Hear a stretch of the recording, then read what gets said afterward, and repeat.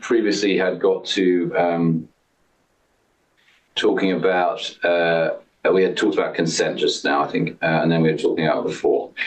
So I think this is a key one. Ground rules prior to training. I think that you will all train people in your careers. Obviously, I'm training a lot of people.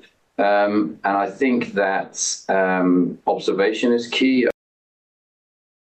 I think it's very well accepted now that a dedicated fellowship is the right thing for the patient. And if you undertake a dedicated fellowship, you will undertaking a dedicated fellowship, will you be able to really own this technique and get this skill. During a fellowship, you cannot, of course, expect to complete all cases.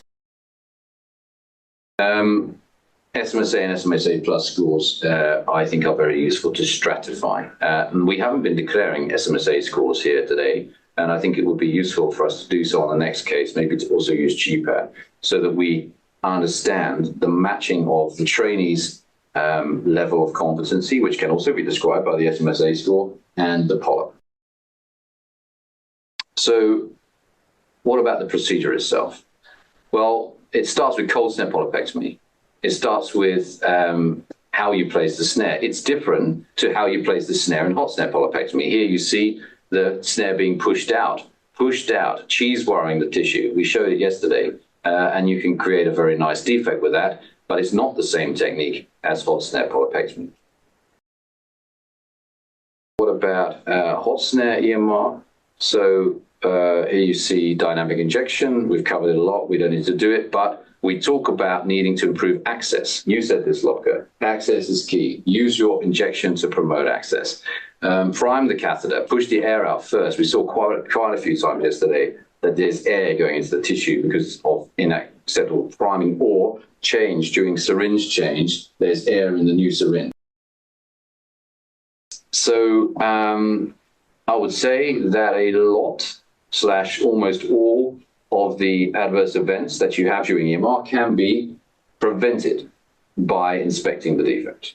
This is a very nice set of images of submucosal appearances at EMR, hot snare EMR, and all of those are fine except for one of them. I'll let you figure out which one. Maybe someone can shout out. All of those can be left apart from one of them. So I've said all this, I think. Gaps. There should not be gaps in your snare tip upgrade. If there are, I think you're risking getting recurrence.